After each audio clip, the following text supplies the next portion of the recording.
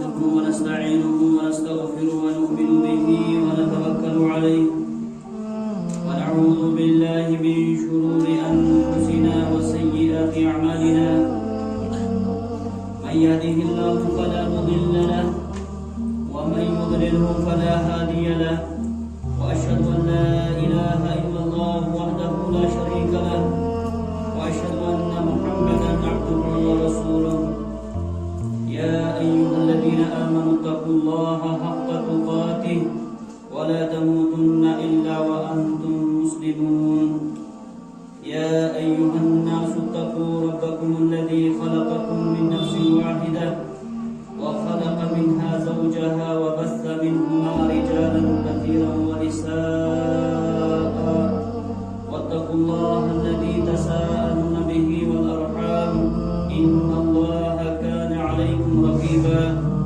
يا أيها الذين آمنوا اتقوا الله وقولوا قولا سديدا يصلح لكم أعمالكم ويغفر لكم ذنوبكم ومن يطع الله ورسوله فقد فاز فوزا عظيما أما بعد فإن خير حديث كتاب الله وخير الهدي هدي محمد صلى الله عليه وسلم وشر الأمور محدثاتها ألا وكل محدثة بدعة وكل بدعة ضلالة وكل ضلالة في النار.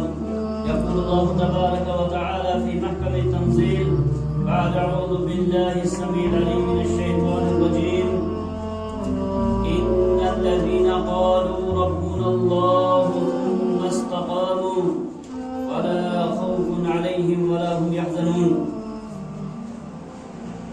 وجاء في حديث كما روى إمام مسلم في صحيحه عن سفيان بن عبد الله الثقفي أنه قال قلت يا رسول الله صلى الله عليه وسلم قل لي في الإسلام قولا لا أسأل عنه أحدا بعدك أو غيرك فقال قل آمنت بالله ثم استقم. رب اشرح لي صدري ويسر لي أمري واحلل عقدة من لساني يفقهوا قولي ربي زدني علما سبحانك لا علم لنا إلا ما علمتنا إنك أنت العليم الحكيم. رب اشرح لي صدري ويسر لي أمري واحلل عقدة من لساني يفقهوا قولي. اللهم صل على محمد وعلى آل محمد كما صليت على إبراهيم وعلى آل إبراهيم إنك حميد مجيد. اللهم بارك على محمد وعلى آل محمد كما باركت على إبراهيم وعلى آل إبراهيم إنك حميد مجيد. اللهم أعز الإسلام والمسلمين اللهم أعز الإسلام والمسلمين وأذل الكفر والكافرين وأذل الشرك والمشركين. اللهم احفظنا واحفظ المسلمين في كل مكان. اللهم احفظنا واحفظ المسلمين في كل مكان. اللهم احفظ المسلمين في كشمير. اللهم احفظ المسلمين في كشمير. اللهم احفظ المسلمين في كل مكان يا رب العالمين. اللهم احفظ بلاد الحرمين الشريفين من كل عدو ومن كل شر يا رب العالمين. اللهم اصلح احوالنا واحوال المسلمين وأصلح شبابنا وشباب المسلمين وأصلح نساءنا ونساء المسلمين. اللهم رب ارحمهما كما ربياني صغيرا. اللهم رب ارحمهما كما ربياني صغيرا. اللهم ربنا ظلمنا أنفسنا وإن لم تغفر لنا وترحمنا لنكونن من الخاسرين. آمين يا رب العالمین. تمام قسم کی تعریفات حمد و ثنا بڑائی اور کبریائی اس اللہ وحدہ لا شریک کے لیے جو خالق کائنات مالک ارض و سما ہے. اللہ کی حمد و ثنا کے ساتھ ساتھ بے شمار درود و سلام ہو آقا مدنی تاجدار مدینہ جناب محمد رسول اللہ صلی اللہ علیہ وسلم کی ذات اقدس پر کہ جن کو رب العالمین نے اہل کائنات کی طرف رہبر و رہنما بنا کر مبعوث کیا.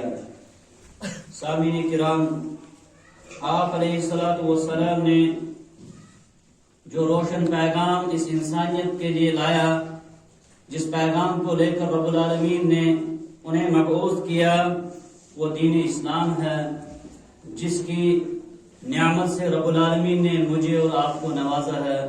دور حاضر میں اگر ہم اپنے آس پاس دیکھتے ہیں لوگوں کو، خاص کر جہاں پر ہم زندگی بسر کرتے ہیں، بے شمار معبودان باطلہ کی عبادت کرنے والے لوگ ہمارے آس پاس موجود ہیں، اپنے ہاتھوں سے بنائی ہوئی چیزوں کو ہی معبود سمجھ بیٹھے ہیں۔ یہ رب کا فضل ہے، ان حالات میں بھی، ایسی جگہوں میں بھی ہمیں اللہ رب العالمین نے اپنا ماتھا کسی غیر اللہ کے سامنے ٹیکنے سے بچایا ہے اور محفوظ رکھا ہے۔ آپ علیہ الصلوۃ والسلام نے جس دین کو ہمارے حوالے کیا تھا وہ مکمل ضابطۂ حیات ہے، اور آپ علیہ الصلوۃ والسلام نے اسی تعلیم کے حوالے سے کہا تھا کہ لوگوں قد ترکتکم علی البیضاء لیلھا کنہارھا، میں نے آپ لوگوں کو روشن راہ پر چھوڑا ہے۔ جو دین اسلام ہے یہ آیا اور بیا ہے، اس میں کوئی چیز ڈھکی چھپی ہوئی نہیں ہے، اس کی رات بھی دن کی طرح روشن ہے۔ لا یزیغ عنہا الا ہالک، اس سے وہی بھٹکے گا جس کو رب العالمین نے ہلاکت اور خسارے والی قسمت میں رکھا ہوگا، اور دین کے اندر کوئی ایسی چیز نہیں ہے جس کو کوئی سمجھ نہیں سکے گا۔ بعض جگہوں پر، بعض مقامات پر کہا جاتا ہے یہ دین جو ہے خالص مولانا صاحب کا کام ہے سمجھنا، نہیں۔ ٹھیک ہے، بعض مسائل ایسے ہیں جو شرعی مسائل ہیں، احکام فرائض ہیں، طلاق و نکاح کے مسائل ہیں، ضروری نہیں ہے کہ ہر انسان جان سکے، لیکن عمومی طور پر دین اسلام جو ہے اس کا سمجھنا سیکھنا آسان ہے، مشکل نہیں ہے، کیونکہ آپ علیہ الصلوۃ والسلام کا اسلوب بھی ایک ہی تھا اور وہی اسلوب تھا رب العالمین کا بھی۔ قرآن کریم کو اگر آپ غور سے پڑھیں گے سامعین کرام، اللہ تعالیٰ نے اس دین کو سمجھانے کے لیے مثالیں دے دے کر اس کو سمجھایا، اور آپ علیہ الصلوۃ والسلام کا بھی ایک اسلوب تھا، اپنے کلام کو واضح کرنے کے لیے مثالیں دیا کرتے تھے صلی اللہ علیہ وسلم۔ قرآن میں آپ دیکھو کتنی جگہوں پر ہے کمثل، ہاں، الفاظ تشبیہ، جہاں پر مثال دی گئی ہے کسی مسئلے کو، کسی چیز کو سمجھانے کے لیے، تو اس میں کوئی ایسی چیز نہیں ہے کہ جو جسے کہا جائے کہ ہم نہیں سمجھ سکتے ہیں، توحید ہمیں سمجھ نہیں آتی ہے، شرک ہمیں سمجھ نہیں آتا ہے، یہ غلط جملہ ہے، غلط جملہ ہے۔ بدعات ہمیں سمجھ نہیں آتی ہیں، ہمیں جاننا اور معلوم ہونا ضروری ہے۔ آپ علیہ الصلوۃ والسلام نے فرمایا تھا بدأ الاسلام غریبا، بدأ الاسلام غریبا وسیعود کما بدا، یہ اسلام اجنبیت سے شروع ہوا ہے، ماننے والے بہت کم لوگ تھے، اور آہستہ آہستہ آہستہ وقت آئے گا اس اسلام کو ماننے والے بہت کم رہیں گے۔ اگر ابھی آپ دیکھیں گے جیسا کہ شیخ صالح فوزان حفظہ اللہ کہتے ہیں المتدینون کثیر، دین کا دعویٰ کرنے والے بہت زیادہ آپ کو ملیں گے۔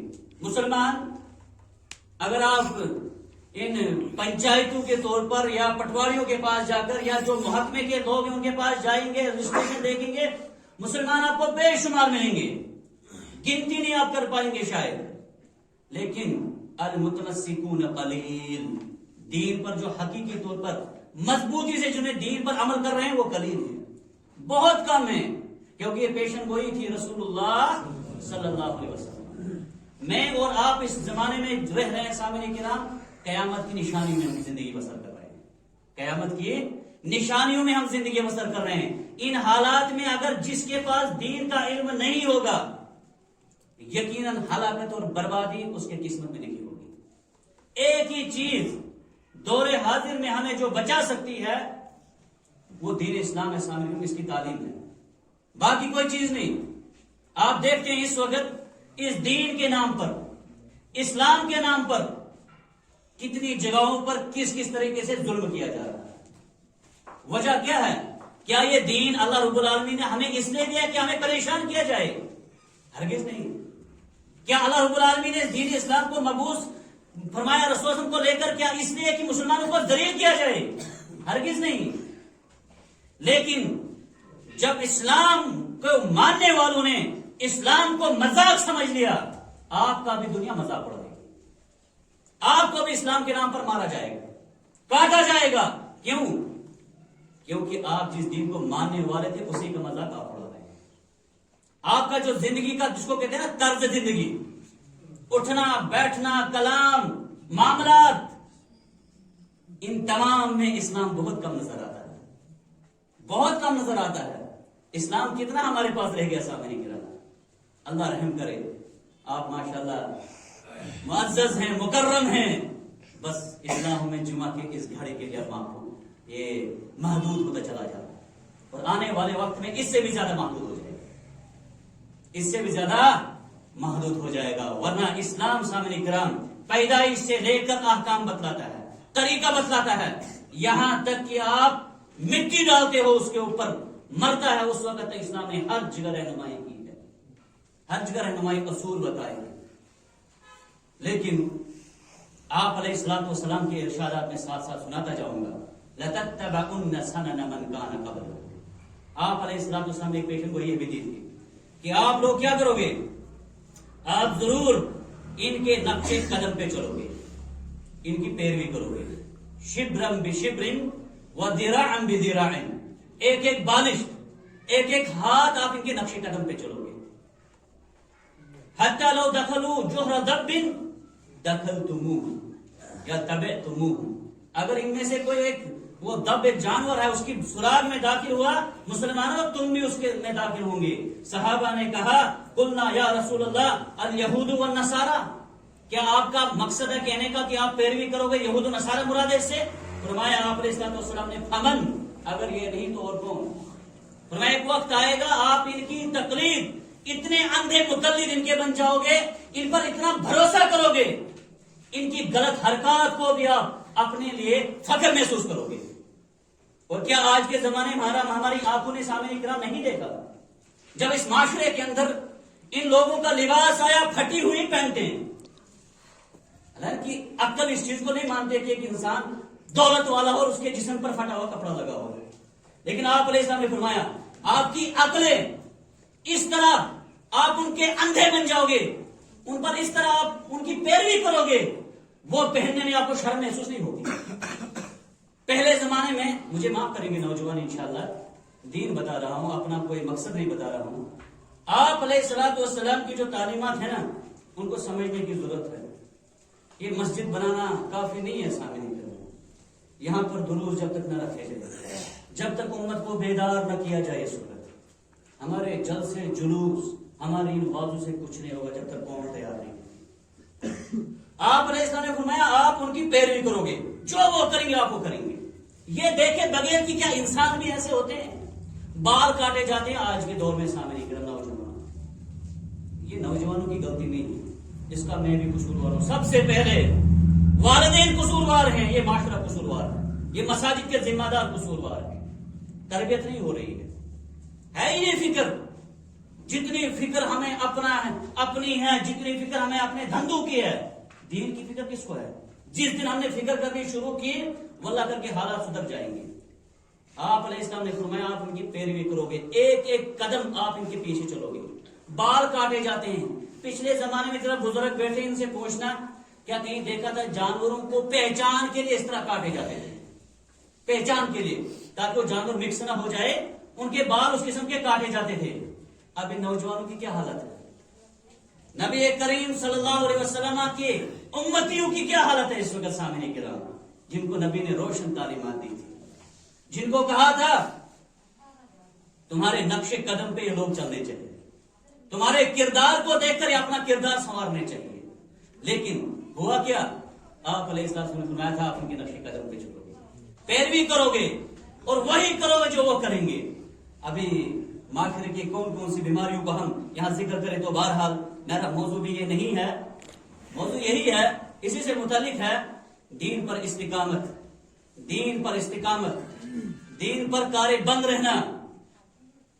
آج لوگوں نے بس اتنا سمجھ لیا ہے کہ ہم کہتے ہیں اپنے آپ کو مسلمان ہیں، یہ کافی ہے، یہ کافی نہیں ہے، سامنے کافی نہیں ہے، یہ شہادت گاہ الفت میں قدم رکھنا ہے، لوگ آسان سمجھتے ہیں مسلمان۔ اللہ رب العالمین نے قرآن مجید میں فرمایا ان الذین قالوا ربنا اللہ ثم استقاموا، بے شک ان لوگوں نے جنہوں نے کہا ہمارا رب اللہ ہے، ثم استقاموا، پھر اس کہنے پر وہ ڈٹ گئے، کارے بند رہے۔ مسلمان گھر میں پیدا ہونا سامعین کرام یہ کافی نہیں ہے، یہ بات آپ نوٹ کر کے جائیں گے۔ کسی مولوی صاحب نے اذان پڑھ دی یہ کافی نہیں ہے نجات کے لیے، ہرگز نہیں۔ نہ رب کا قرآن نے یہ کہا، نہ نبی کے فرمان نے کہیں پر یہ کہا۔ اللہ نے فرمایا جو کہے گا، دعویٰ کرے گا پھر کہ ہمارا رب اللہ ہے، پھر اس پر ڈٹے رہنا ہے، ہمارا دین اسلام ہے، اس پر ڈٹے رہنا ہے، ہمارا بہترین آئیڈیل محمد رسول اللہ صلی اللہ علیہ وسلم، اس پر ڈٹے رہنا ہے۔ کہہ دیا ہمارا رب اللہ ہے، لیکن ضرورت پڑی تعویذ بھی لگا دیا۔ کہہ دیا ہمارا رب اللہ ہے، اولاد نہیں ہوئی، پیروں کے دروازے بھی کھٹکھٹائے، یہ تو دعویٰ غلط ہوگا۔ جب آپ کہتے ہو ربنا اللہ، ہمارا رب اللہ ہے، ہمیں مدد دینے والا اللہ، نقصان پہنچانے والا اللہ، اولاد دینے والا اللہ، بیماری دینے والا اللہ، شفا دینے والا اللہ، ثم استقاموا، اس پر ڈٹے رہنا ہے، یہ کہنا ہی کافی نہیں ہے۔ دیکھیے روایت جو میں نے آپ کے سامنے پڑھی تھی صحیح مسلم کی، اللہ کے رسول سے ایک صحابی نے کہا یا رسول اللہ قل لی فی الاسلام قولا لا اسأل عنہ احدا بعدک او غیرک، اے محمد صلی اللہ علیہ وسلم مجھے ایک بات بتلائیے، ایک نصیحت کیجیے مختصر، آج کے بعد وہ سوال میں کسی سے پوچھوں گا، مجھے اس کے بعد کسی سے پوچھنے کی ضرورت پڑنی بھی نہیں چاہیے، مختصر میں ہمیں دین سمجھایا جائے، مختصر میں دین کو ہمیں سمجھایا جائے۔ اللہ کے نبی نے فرمایا قل آمنت باللہ ثم استقیم، آپ کہہ دیجئے میں اللہ پر ایمان لایا، پھر اس پر ڈٹ جائے۔ دین پر ڈٹے رہنا سامعین کرام اصل یہ چیز ہے، اصل یہ چیز ہے۔ ایک میں مثال آپ کو دینا چاہوں گا تاکہ موضوع میرا اور واضح ہو جائے۔ ہمارا دعویٰ ہے، اخبارات میں ہم دیتے ہیں، تقریروں میں ہم کرتے ہیں، ابھی ہماری آواز باہر بھی سن سکتے ہیں، غیر مسلم بھی سن سکتے ہیں۔ کیا کہتے ہیں ہم؟ دین اسلام جو ہے نا وہ مکمل ضابطۂ حیات ہے، زندگی گزارنے کا تمام تر تعلیمات اس میں بتلائی گئی ہیں، دنیاوی ہو اخروی ہو۔ ایسا مسئلہ نہیں ہے، اس وقت جن حالات میں ہم ہیں نا، جہاں پر مائنارٹی میں، اقلیت میں، واللہ کر کے میں کہتا ہوں اگر ہمارے جوانوں نے دین سیکھنا یہاں پر شروع کر دیا نا، ان حالات میں بھی عزت کے ساتھ رہ سکتے ہیں، ذلت میں نہیں۔ کیونکہ ابھی تو کنسپٹ بنتا جا رہا ہے، شاید اسلام کی وجہ سے ہمیں اس کو ستایا جا رہا ہے، وَلَا تَهِنُوا وَلَا تَحْزَنُوا أَنْتُمُ الْأَعْلَوْنَ إِن كُنتُم مُؤْمِنِينَ، شرط رکھی اللہ نے۔ جس دین پر ہمیں ستایا جا رہا ہے، مارا جا رہا ہے نا، وجہ کیا ہے؟ ہم نے اس دین کے ساتھ کہیں نہ کہیں زیادتی کی ہے، سامنے میں ہم نے زیادتی کی، اسی کے نام پر ہمیں پھر الجزاء من جنس العمل، جیسا کرو گے نا ویسا بھرو گے۔ اسی دین کے نام پر مارا جا رہا ہے، اسی دین کے نام پر ستایا جا رہا ہے، وجہ کیا ہے؟ اس سے بے رخی ہے۔ تو استقامت دین پر ہم کہتے ہیں سب سے ہمارا اسلام جو ہے مکمل ضابطۂ حیات ہے، لیکن جب عملی طور پر ہماری زندگی دیکھی جاتی ہے، ہم ہر جگہ پر اپنے آپ کو غیروں کا محتاج سمجھتے ہیں۔ ہاں، کوئی بھی زندگی کا پہلو اٹھا لیجیے، سامنے کے لوگ، مہمان جانا ہے کسی کو، شادی کرنی ہے کسی کو، کیا وہاں پر ہم غیروں کے محتاج نظر نہیں آ رہے ہیں؟ اس وقت ہم تو ان کو بتلا رہے ہیں کہ ہمارے دین میں کوئی ایسی چیز نہیں ہے جو بتائی نہیں گئی ہے، بلکہ جو حالات اس وقت ہیں نا یہاں پر، ان حالات میں بھی کیسے رہنا ہے وہ بھی رسول اللہ بتلا دیا ہے۔ اللہ کر کے ٹائم نہیں ہے، وگرنہ میں آپ کو مثالیں دے کر سمجھاتا، آپ نے کیسے سمجھایا۔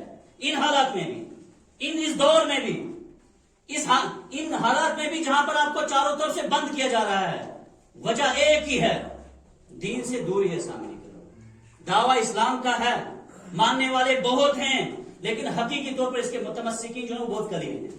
تو مثال دوں گا میں، شادی ہوتی ہے آج کے دور میں، سامنے شادیاں ہوتی ہیں نا آج کے دور میں بھی، تب بھی ہوتی تھی۔ کیا نبی کے زمانے میں صحابہ کی شادیاں نہیں ہوئی تھی؟ ہوئی تھی بے شک۔ آپ علیہ السلام کی کتنی بیویاں تھیں؟ آپ علیہ السلام نے 4 بیٹیوں کی شادیاں کی۔ حضرت علی کی شادی ہوئی کہ نہیں ہوئی فاطمہ الزہرا کے ساتھ رضی اللہ تعالیٰ عنہ۔ اگر ہم کہتے ہیں کہ اسلام مکمل ضابطۂ حیات ہے، تو کیا ہماری شادی ان کے مطابق ہونی چاہیے تھی، صحابہ کے مطابق، نبی کے مطابق، ان کے مطابق ہونی چاہیے تھی؟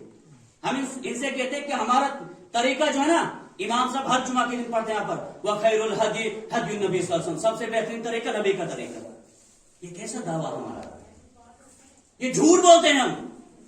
اگر ہم صحیح معنوں میں کہتے تو ہم عملی طور پر بھی وہ ثابت کرتے نا کہ شادی کا طریقہ بھی کس طریقے سے اسلام نے بتلایا. جہیز کی لعنت. ابھی جہیز جمع کرتے کرتے کسی کی عمر لگ جاتی ہے سامنے کے اس معاملے کے اندر. اس طرح یہ مضبوط بن چکی ہے پورا اس معاملے کے اندر. حالانکہ غیروں میں بھی اس کا جواز نہیں ہے کسی دھرم میں، لیکن رسم بن چکی ہے رسم. تو ابھی جہیز کو تیار کرنا کتنا وقت لگتا ہے. شادیوں میں جو اس وقت خرچ ہو رہا ہے سامنے کرام، کیا خیال ہے آپ کا؟ کم خرچہ کر رہے ہیں لوگ مسلمان. بہت دولت مند ہمارے موجود ہیں اس وقت الحمدللہ، لیکن ہماری دولتیں کہاں پر لٹ رہی ہیں، کہاں پر ضائع ہو رہی ہیں سامنے کرام؟ دولتیں ہماری. کرکٹ میچ رکھے جاتے ہیں، والی بال کا ٹورنامنٹ رکھا جاتا ہے مسلمانوں کے دوارا. کس لیے؟ 2 مہینے نوجوانوں کو مشغول رکھو، دین سے دور رکھو، نمازوں سے دور رکھو، قرآن حدیث سے دور رکھو.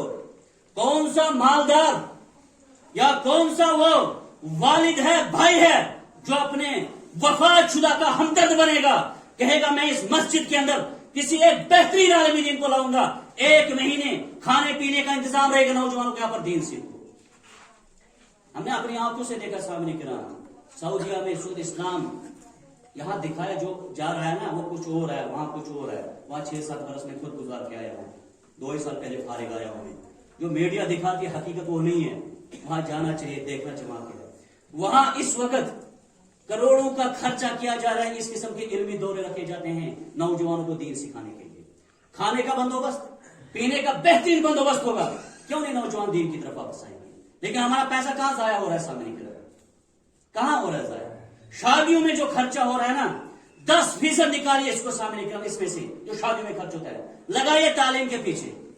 اس وقت یہ قوم تعلیم میں پیچھے، تبھی جا کر ہمارے ملک کے اندر نفرتوں کے بازار گرم ہوئے. تعلیم جو ہے نا ہر بیماری کا علاج ہے. اس دور میں تعلیم ہے امراض ملت کی دوا. اس دور میں تعلیم ہے امراض ملت کی دوا. یہ ملت بیمار ہے، اس وقت مریض ہو چکی ہے. اس کا علاج نہیں ملے گا دنیا کے پاس. سامنے نہیں کرا ہے خون فاسد کے لیے تعلیم مثل نیشتر. خون فاسد بن چکی ہے. رگوں میں دوڑتا خون جھوٹ والا خون ہے، رشوت خوری والا خون ہے، ظلم والا خون ہے، دھوکے والا خون ہے. اس کو صاف کرنا چاہتے ہو نا، کوئی دنیا کے علاج نہیں ہے سوائے تعلیم کی. اور وہ تعلیم بھی کون سی؟ جو آسمانی تعلیم تھی. وہ تعلیم کون سی؟ جو رسول اللہ صلی اللہ علیہ وسلم نے صحابہ کرام کو دی. اس تعلیم سے دور جب تک ہم رہیں گے تب تک ہمارے حالات نہیں بدل سکتے. ان اللہ لا یغیر ما بقوم حتی یغیروا ما بانفسهم. اللہ تعالیٰ تب تک کسی قوم کی حالت نہیں بدلتا جب تک وہ اپنی حالت کو نہیں بدلے. ہمارے اس اسلام کی ابتدا ہوئی تھی سامنے کس جملے سے؟ کس جملے سے؟ مجھے معاف کریں گے یہاں کے لوگ، میرے الفاظوں کے اندر تلخیص ضرور ہے. اقرا، اے محمد صلی اللہ علیہ وسلم پڑھیے. آپ کیا کیجئے؟ پڑھیے. اس وقت یہی قوم پڑھائی میں کتنی پیچھے ہے. نقل کر کر کے پاس کرنے والی قوم، ہاں رشوت دے دے کر عہدہ بنانے والی قوم. وہ اس کے اندر صلاحیت، اس کے اندر کردار، اس کے اندر حیا کہاں نظر آئے گا سامنے؟ کہاں نظر آئے گا؟ اور جو اس سے بھی بڑی جو مصیبت ہے وہ دینی تعلیم سے نا آشنائی. ختم ہو چکی اسلامی تعلیم، اسلامی فکر، قرآن کی سوچ. رسول اللہ صلی اللہ علیہ وسلم کہیں دور دور تک اس کو نظر نہیں آ رہی ہے سامنے کرام. اس معاملے کے اندر دور دور تک نہیں. ہاں ہے، تعلیمات دی جا رہی ہیں، سکول کھولے جا رہے ہیں، لیکن ان سکولوں سے جو آؤٹ پٹ ہمیں ملتا ہے، کیا ملتا ہے؟ کچھ نہیں ملتا. کیونکہ اس دنیاوی تعلیم میں کہیں پر بھی کوئی جتنا بڑی ڈگری حاصل کر لے گا نا، کبھی اس کو میتھ میں والدین کے حقوق نہیں ملیں گے سامنے. غریبوں کے ساتھ کیسے پیش آنا کہیں نہیں ملے گا. ہمسایوں کے حقوق کیا وہ کہیں آپ کو ملے گا. اس کے لیے ضرور ہے، اس لیے کہتے ہیں اچھا انسان بننے کے لیے قرآن سے بڑی کوئی دنیا کی کتاب. لیکن اس کتاب کو ہم نے آج کیا مقام دے کر رکھا ہے ہمارے ان مسلمانوں نے؟ ہم مسلمانوں نے اس قرآن کو کیا مقام دے کر رکھا ہے سامنے کی طرف؟ مجھے معاف کیجیے گا، اس وقت ہمارے ملک کے اندر جو عیسائی ہے نا، ان کی نسبت کتنی ہے؟ آپ پڑھے لکھے لوگ ہیں ماشاءاللہ، جانتے ہیں کتنی نسبت ہے عیسائیوں کی؟ 2-2.5-3% ہے. ہاں بعض 1% بھی ہو سکتے، بس 2-2.5-3% سے زیادہ نہیں ہے. ہماری نسبت کیا ہے سامنے کی طرف؟ 17 से 20% निस्बत तकरीबन मुल्क की मैं बात कर रहा हूं यहाँ की। आप स्कूल गिनिए ईसाइयों के भी, खाली जम्मू कश्मीर में बाहर जाने की जरूरत नहीं है, और फिर मुसलमानों के स्कूल भी गिनिए जहां पर दुनियावी तालीम के साथ साथ इस्लाम का भी बंदोबस्त रखा गया होगा, जहां पर बच्चे को दुनिया का डॉक्टर बनाने के साथ साथ मुसलमान बनने का भी कोई बंदोबस्त किया होगा। कितने स्कूल होंगे? नहीं पाए जाते हैं। बल्कि मेरे जिले में कहां पर कौन सा स्कूल है जहां पर इस चीज की फिक्रमंद है ये कौम, ये खाने पीछे के पीछे कौम ये लगी है, इनकी नस्लों का क्या बनेगा? हमें अपने बच्चों के बारे में क्या अल्लाह है अमल सामने करा। ईसाई 2-3% के होने के बावजूद इनके स्कूलों का आप हिसाब नहीं कर पाएंगे। कश्मीर में खासकर मुफ्त की तालीम गरीबों को देना। यहां अगर हमारे जिला के अंदर देखे जाए, दौलतमंद लोग जो पैसा हड़प खर्च करते हैं, किसके? फजूल खर्ची, जिसका कोई फायदा नहीं है। यकीन के सामने का, माफ करना मुझे, एक आदमी ने एक शादी के अंदर 50 लाख रुपए खर्च किया, उसकी नस्लों के लिए उसने क्या सबक दिया, क्या तैयार कर रहा है, क्या देना चाहते हैं कौम को, क्या हिंदुस्तान को क्या कहना चाहते हैं? हम कौन सी कौम है? हम वो कौम है जो एक प्लेट 20-20, 2-2, 3-3 हजार की तैयार करेगी शादी के दिन। ये वो कौम है जिसकी इब्तिदा हुई थी इकरा से। पढ़िए, जहालत जो है ना, ये कौम के लिए नासूर चीज है, खासकर जब इस्लाम की जहालत होगी, इस्लाम से नावाकिफियत होगी। ये बहुत बड़ा मरज है, बहुत बड़ा मरज है। ये जितने पढ़ते जाते हैं जहालत बढ़ती जाती है। ये जितने पढ़ते जाते हैं जहां पर इस्लामी तालीमात नहीं है, कुरानी तालीमात नहीं है, तो ये कहना काफी नहीं है कि हमारा रब अल्लाह है, बल्कि इसके बाद इस पर इस्तिकामत होनी चाहिए। सामने इस्तिकामत जरूरी है। ये कहना काफी नहीं कि 5 नमाजें फर्ज हैं, इन पर अमल करना जरूरी है। ये कहना काफी नहीं कि हमारे लिए मोहम्मद सल्लल्लाहु अलैहि वसल्लम बेहतरीन आइडियल हैं, इस पर इस्तिकामत जरूरी है। आज इस्तिकामत नहीं पाई जा रही है, दावा पाया जा रहा है। फिर इस्तिकामत के बाद अगर सताया गया, वहां पर आप देखोगे जलील खुद वो होंगे जो सताएंगे मुसलमानों को। जहां पर मुसलमान दीन पर कार्यबंद मुकम्मल होंगे, अगर वहां पर दीन के नाम पर उनको सताया भी गया है ना सामने की तारीख में, वो बहुत बुरे अंजाम से गुजरे हैं। वो लोग बहुत बुरे अंजाम से। बद्र इसका गवाह है, गज़वाए ओहद इसका गवाह है, खंदक इसका गवाह है, तबूक इसका गवाह है, और नबी की जिंदगी में बेशुमार वाकयात पेश आए। वो लोग जलील हुए। उतबा, शैबा, अबू जहल की क्या हालत हुई सामने की रात देखे। और आपने क्यों? क्योंकि जिनको उन्होंने सताया वो दीन पर मुतमस्सिक थे, दीन पर कार्यबंद थे, अमले पैरा थे। यहां दावा है लेकिन अमले पैरा नहीं है। इसीलिए तो ना ही हम कहते हैं अल्लाह की मदद क्यों नहीं नाज़िल होती है ना। कहते हैं क्यों इतना जुल्म हो रहा है, फिर भी कहीं पर कुछ क्यों नहीं। अल्लाह वही है जो बदर के मौके पर था, अल्लाह वही है जो ओहद के मौके पर था। लेकिन हमारी हालत क्या बनी मुसलमानों की, ये समझने की जरूरत है। सामने की राह दीन की तरफ वापस आने की जरूरत है। सामने की राह अभी दीनी तालीम को बेदार करने की जरूरत है।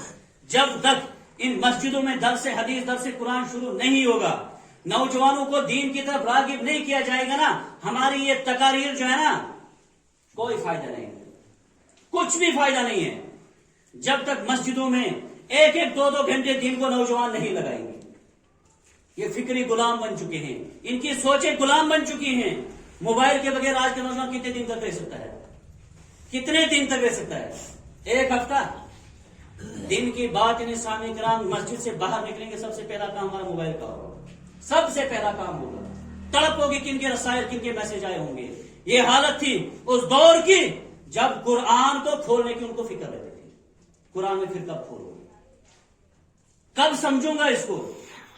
हाँ, तो उसको पढ़ने की वक्त नहीं, फुर्सत नहीं, हमें तो समझने की फुर्सत कहां से होगी, कहां से होगी सामने कराम। अभी हम यहाँ पढ़ाते एक मदरसे के अंदर ऊपर सामने कराम, मैं आपको दावत देता हूं, आप वहां पर आइए, बैठिए। ज्यादा मेहमान नवाजी नहीं होगी, चाय का कप पिला देंगे, बस, इससे ज्यादा नहीं कर सकते, ताकत नहीं है। वहां पर आप लाइब्रेरी की हालत देख लीजिए, कितनी किताबें जहां बच्चे पढ़ रहे हैं। यहां चंद्रोग मदरसा हमारा बच्चों का, वहां जाओ लाइब्रेरी में देखो किताबें कितनी हैं। इस कौम को जब तक आप तालीम नहीं दोगे ना, ये बदलेगी नहीं, सुधरेगी नहीं, कुछ नहीं हो सकता है। वल्लाह करके बच्चे यहां ऊपर मुताला करना चाहते हैं, किताबें नहीं है।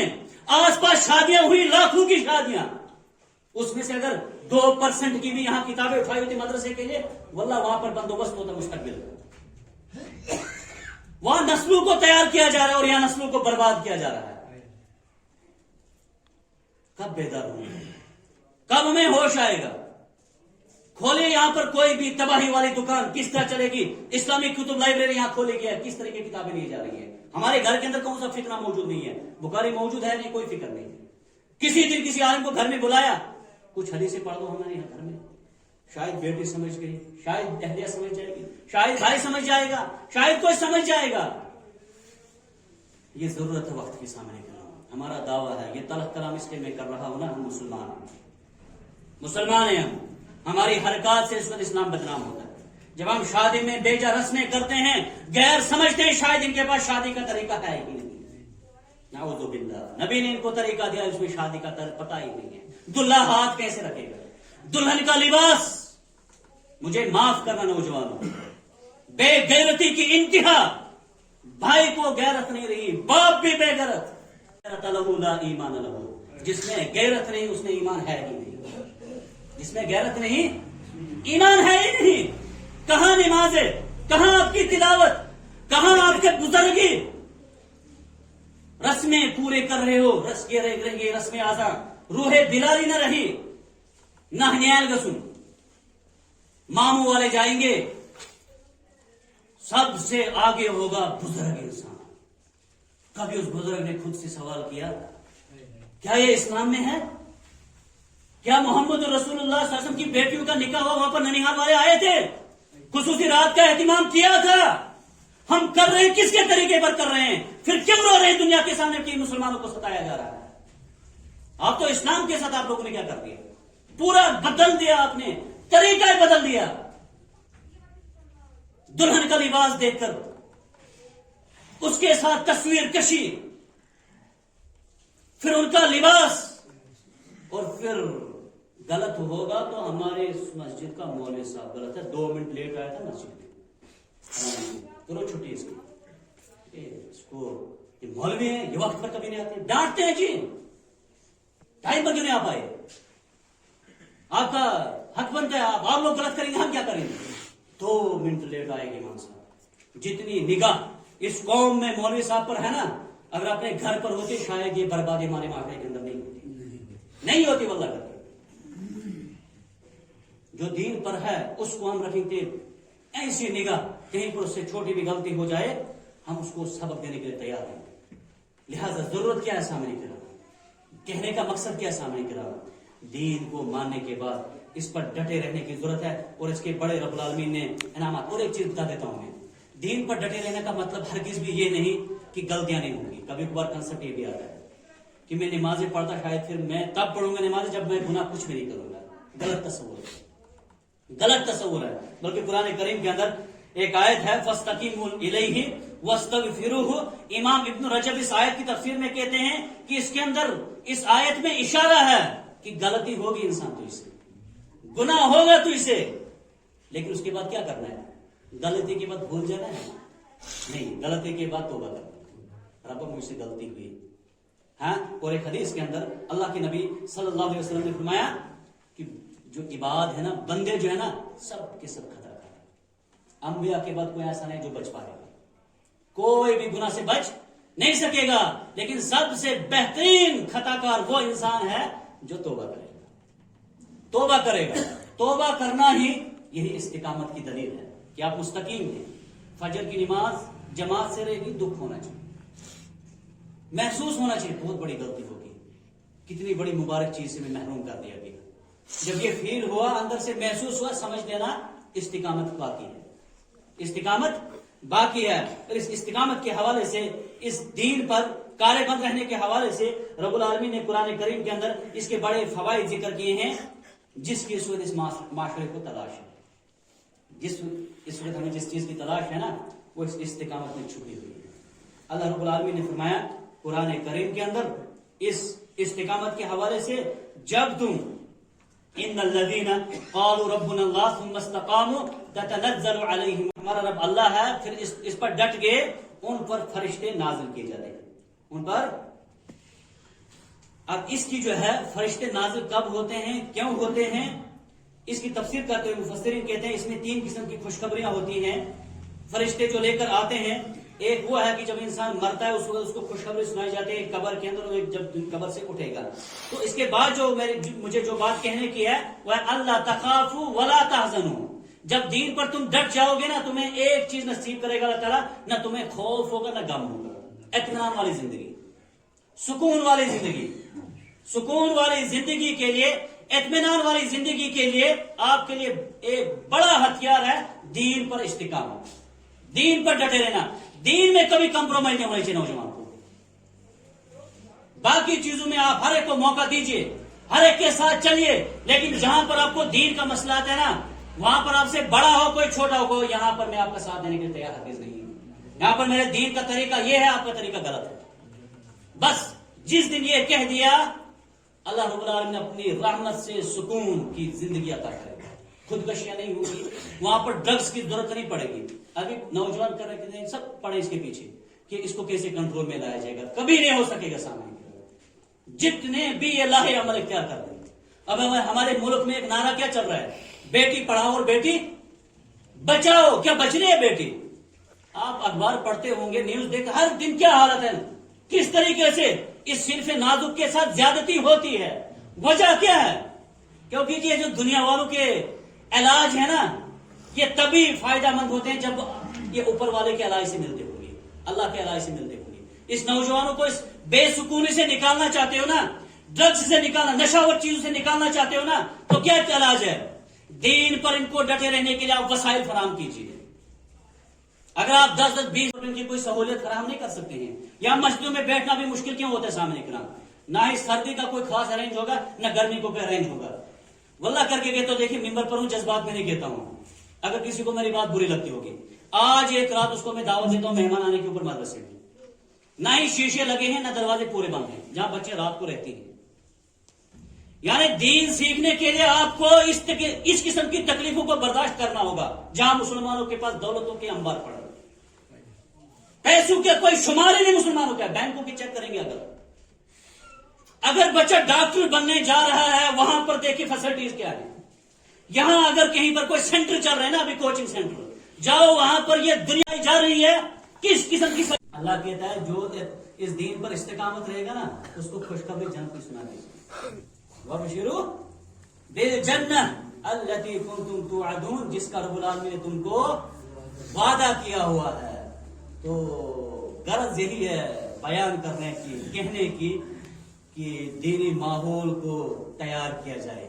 ابھی سردیوں کی چھٹیاں ہو رہی ہیں، بڑے بڑے کبار ہمارے اس ضلع رامن کے علماء کرام کشمیر میں مدرسوں سے فارغ ہو جاتے ہیں 2 مہینوں کے لیے۔ 2 مہینوں کے لیے رامن کی عوام سے میں التماس کرتا ہوں کہ کچھ علماء کو لگایا جائے اس قوم کی تعمیر کے لیے، تیار کرنے کے لیے، اس نئی نسل کو کچھ فکر مند اس کے لیے ہو جائے، کچھ پیسہ اس کے لیے لگائیے۔ اہل ثروت سے میری گزارش ہے کہ وہ اپنے مالوں کو ان جگہوں پر خرچ کرنے کے لیے تیار ہو جائے۔ یہاں ہماری مساجد کے اندر لائبریریز کا ایک اہتمام کیا جائے، ہمارے مدارس کے اندر ہر دن آتا ہوں شام کا، میں اکثر بیچتا آتا ہوں، ایک کتاب یہاں سے لیتا ہوں، کیونکہ پیسہ بجٹ ہمارے پاس نہیں ہے۔ جو درس کی کتاب ہے نا سامنے کرام، جو سلیبس کی کتابیں، وہ بھی ہمیں مدرسوں میں موجود نہیں ہیں۔ کیوں؟ کیونکہ لگتا ایسا ہے مسجد کو دیکھ کر، مدرسے کو دیکھ کر، یہ قوم سب سے غریب قوم، سب سے غریب قوم۔ لیکن جس دن شادی ہوگی نا، 10-20 گاڑیوں کو دیکھے بغیر تب تک ہم نکلیں گے ہی نہیں۔ اتنی فضول خرچی، اتنا تماشا، اور پھر کیوں کرتے ہیں ہم؟ ایک چیز اور بتا دوں گا اس پر مزید میں، اب نہیں کرتے۔ بہت سارے لوگ اس وجہ سے تنگ آ چکے ہیں، میں کشمیر کی بات کر رہا ہوں، وہاں بہت سارے لوگ بولتے ہیں اب ہم ان رسموں سے نکلنا چاہتے ہیں۔ جن رسموں کو آج ہم لے رہے ہیں نا، انگوٹھی، دودھ کا گلاس دلہے کو، جوتا چھپانا، یہ کشمیر سے آیا پہلے، آپ کو معلوم ہونا چاہیے۔ وہاں اس وقت لوگ یہ چھوڑے جا رہے ہیں، لیکن اس وقت وہ ان رسموں میں اس طرح جکڑ چکے ہیں نا، کہتے ہیں ہم ان کو چھوڑ دیں، لیکن شاید یہ ہمسائے ہم کو مذاق اڑائیں گے۔ ہم یہ رسمیں آج نہیں کرتے۔ ننیہال والوں کو خصوصی وہ کچھ دعوت دینی ہے، مہمانوں کو کھلانا ہے، ہر کسی کو میری اس بات سے نہ سمجھے کہ مولوی صاحب کہتے ہیں بالکل شادیوں میں کچھ نہیں کرنا ہے، نہیں۔ اللہ نے دیا نعمت، اس کا اظہار کیجئے، لیکن ایک لمٹ میں رہ کر، ایک حد میں رہ کر، کیونکہ ہمیں اسلام نے طریقہ بتایا ہے۔ اگر ہوائیں حد سے زیادہ گزرتی ہیں مکان اکھڑ جاتے ہیں، بارشیں حد سے زیادہ ہوتی ہیں تو طوفان آ جاتا ہے۔ تو ہم جو حد سے گزر جاتے ہیں، کیا ہم انسان باقی رہتے ہیں؟ مسلمان باقی رہتے ہیں؟ وہاں تک کرنا ہے خرچہ۔ تو کہ ہم نکلنا چاہتے تھے، لیکن ہمیں ہمسایوں کا خوف رہتا ہے، ہم جہیز آج نہیں دیتے، کیونکہ جہیز سے جو ہے نا اس کے بڑے نقصانات ہیں۔ غریب باپ بیچارہ، اس کی بیٹی جو ہے نا ساری زندگی وہ اپنے غم اور دکھ میں گزارتی ہے کہ میرے ہمسائے نے جو جہیز دیا تھا کاش کہ میرا باپ نے دیا ہوتا۔ اس کی بھی عزت نہیں کی جاتی ہے، کیوں؟ آپ نے جہیز ساتھ میں لایا ہوتا۔ نبی رسول نے فرمایا تھا تعیس عبد الدینار و تعیس عبد الدرہم، یہ پیسوں کے بندے، کچھ ہوتے ہیں اللہ کے بندے، یہ پیسوں کے بندے۔ پیسے کو دیکھ کر احترام کیا جاتا ہے اس معاشرے کے اندر، دولت کو دیکھ کر احترام کیا جاتا ہے۔ وہ ختم ہوگی وہ چیز جو قرآن کہتا تھا ان اکرمکم عند اللہ اتقاکم، تم میں سب سے معزز آدمی وہ ہے جو سب سے زیادہ اللہ سے ڈرنے والا ہوگا، مسلمان ہوگا جو سب سے زیادہ، وہ سب سے زیادہ معزز آدمی ہے جس کا معاشرے میں احترام ہونا چاہیے۔ تو ابھی کیا ہوتا ہے؟ ڈر ہوتا ہے کہ ہم یہ رسمیں نہیں کرتے لیکن مذاق اڑائیں گے۔ اور دین اسلام کی جب مکہ میں اعلان ہوا تھا نا سامنے کرام، مشرکین مکہ نے، کفار مکہ نے سب سے پہلا جو ہتھیار اسلام کے خلاف استعمال کیا تھا نا وہ مذاق اڑانا تھا۔ کیا تھا؟ مذاق اڑانا۔ یہ دیکھو یہ کہتا ہے کہ اللہ ایک ہے، صحابہ کو کہا جاتا ہے۔ جس طرح ہمارے نوجوان اگر دائیں رکھ دیں گے یہ دیکھو جی اس کو کیا ہو گیا، ابھی اس نوجوان میں بوڑھا لگ رہا ہے، انکل لگ رہا ہے، ہاں اس کو کیا ہو گیا، یہ تو کل تک پردہ اس کے جسم کے اوپر آ گیا۔ آج جس مذاق کا مسلمانوں سے ڈر رہتا ہے نا وہاں پر کفار کیا کرتے تھے۔ اللہ تعالیٰ ہدایت دیتے ہیں۔ اگر شادی میں اتنا خرچہ نہیں کریں گے ہمسائے ہنسیں گے، یہ کون سا آدمی ہمارے بیچ ہے، قرض اٹھا لیتا، لیکن کم سے کم کس کا ڈر رہتا ہے سامنے کرام، وہاں مذاق کون کرتے تھے، یہاں مذاق کون کرتا ہے۔ یہ باتیں سمجھنے کی ضرورت ہے، اس معاشرے کی اصلاح تبھی ممکن ہوگی۔ اور مجھے امید ہے انشاءاللہ العزیز جو چند کلمات ہم نے سنے، میں خود بھی کوشش کروں، بس ہم تک اتنا ہی ہے سامنے کا کوشش کرنا، کتنی ہماری کوشش ہے۔ ابھی کرکٹ ٹورنامنٹ کھول رہے ہیں نا، ہم کوئی فتوا نہیں دیں گے اس کے بارے میں، علماء کرام سے رجوع کیجیے یہ کیا طریقہ ٹھیک ہے غلط ہے، لیکن اس کے ساتھ ساتھ ہمارے نوجوان تیار ہوں سردیوں کے لیے یہاں پر درس و تدریس کا اہتمام کیا جائے۔ اس کے لیے پیسہ خرچ کرو، وہاں انٹری دیتے ہو نا یہاں انٹری دو، مولانا صاحب کو پکڑیے، ہمیں چند چیزیں سکھاؤ یہاں، اور یاد رکھے سامنے کرام ہر چیز مسلسل کری جاتی ہے نا، جو اگر انسان کو پسند نہیں بھی ہوتے انسان کو پسند کر لیتا ہے، یہ انسان کی فطرت ایسی ہے، بلکہ دنیا کی ہر چیز کی یہی ہے۔ اگر پتھر پر بھی پانی کا قطرہ برستا نا ایک ایک قطرہ، وہاں بھی جگہ ہو جاتی ہے۔ تو اگر ہر دن یہاں پر جیسے اللہ والے نکلتے ہیں نا، جماعت والے نکلتے ہیں، وہ کیسے سدھر جاتے ہیں؟ ہر دن جب وہ سنتے ہیں نا قال اللہ قال رسول، یہ سنتے سنتے ان کے وہاں اندر جگہ ہو جاتی ہے، وہ کہتے ہیں یہ تو دنیا سب دھوکے کا سامان ہے۔ جب ہم جمعہ کے دن ہفتے کے دن آئیں گے، وہ بھی اس وقت آئیں گے جب نماز ہونے والی ہے۔ اس دل کو آپ نے کچھ دیا ہی نہیں تو سکون کہاں سے آئے گا؟ اللہ تعالیٰ سے دعا ہے کہ الہ العالمین ہمیں اسلام کو سمجھنے کی توفیق عطا فرما، قرآن کو سمجھنے کی توفیق عطا فرما، اسلام کی قدر کرنے کی توفیق عطا فرما۔ پروردگار ہماری خطاؤں کو معاف کر دیں، الہ العالمین ہمارے گناہوں کو معاف کر دیں۔ پروردگار ہمیں جو بیمار ہیں سب کو شفائے کامل، شفائے عاجل عطا فرما۔